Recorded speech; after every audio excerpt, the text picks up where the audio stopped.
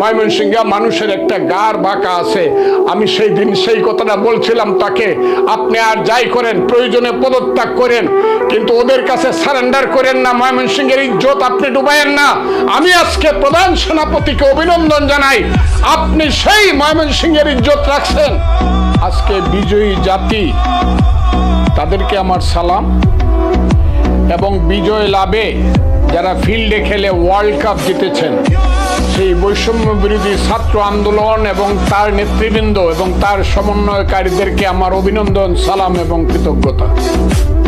আমি কথা বলার আগেই এই আন্দোলনে যারা শহীদ হয়েছে সেই শহীদদের প্রতি আমি শ্রদ্ধা জ্ঞাপন করতে চাই।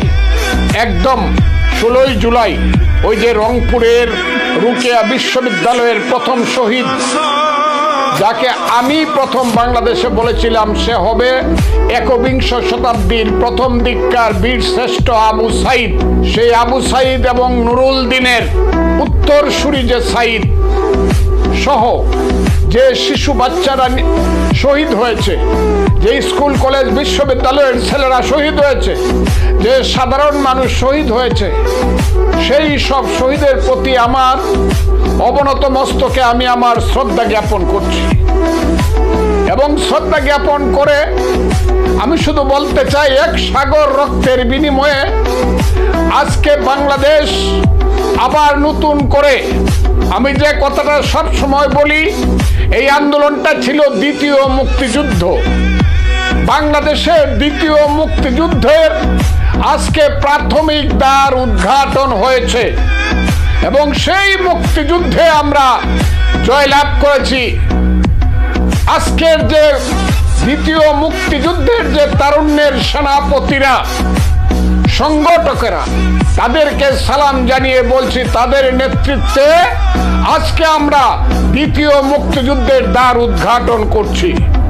প্রথম মুক্তিযুদ্ধে আমরা জয়লাভ করেছিলাম, 16ই ডিসেম্বর বিজয় দিবস আমরা পালন করেছিলাম, কিন্তু তারপরে 52 বছরে আমরা মুক্তিযুদ্ধের ফসল ঘরে তুলতে পারি নাই।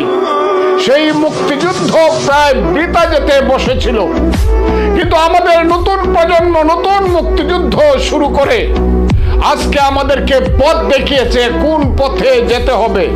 আমি তাদের সমস্ত প্রোগ্রামের সঙ্গে একমত।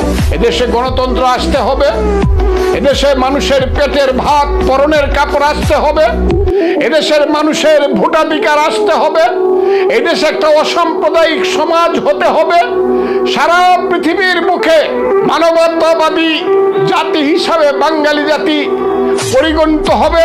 আমি চাই সেই ধরনের একটা দেশ নতুন প্রজন্মের নেতৃত্বে সৃষ্টি হবে, আমরা হব তার সহযোগী।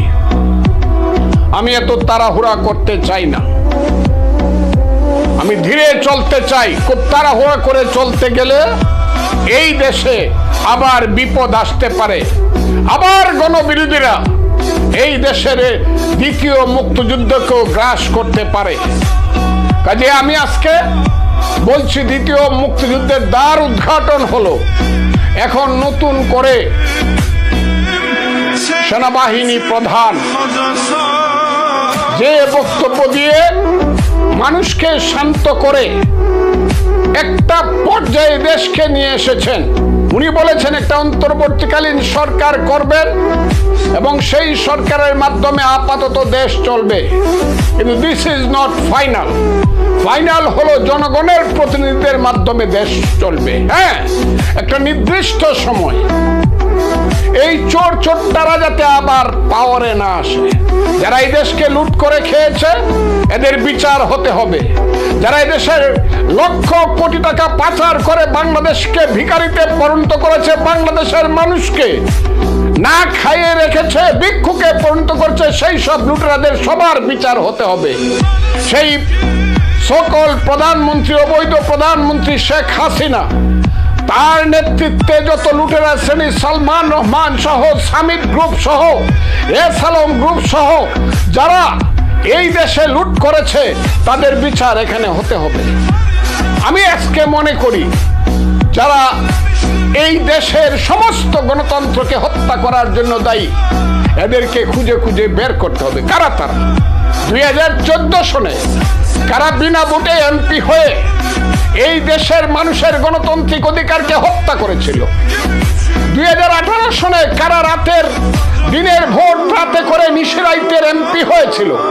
আর এইবার কারা ভোটের নামে বাঙালি জাতিকে প্রতারিত করেছিল, বাংলাদেশের 12 কোটি মানুষকে প্রতারিত। প্রত্যেকের বিচার হতে হবে এবং সেই বিচারে শেখ হাসিনা থেকে সমস্ত যারা নেতৃবৃন্দ আছে তারা আসবে, সেই বিচারে নির্বাচন কমিশন আসবে, সেই বিচারে যারা যারা সহযোগী ছিল তারা আসবে এবং সেই বিচারের মধ্য দিয়ে একটা গণতান্ত্রিক অবস্থার পরিবেশের সৃষ্টি করতে হবে।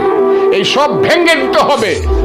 যেসব অবৈধ পার্লামেন্ট, যেসব অবৈধ নির্বাচন হয়েছে সমস্ত সেই নির্বাচনের মাধ্যমে যারা নির্বাচিত বলে দাবি করে প্রত্যেককেই এখান থেকে বিদায় করতে হবে।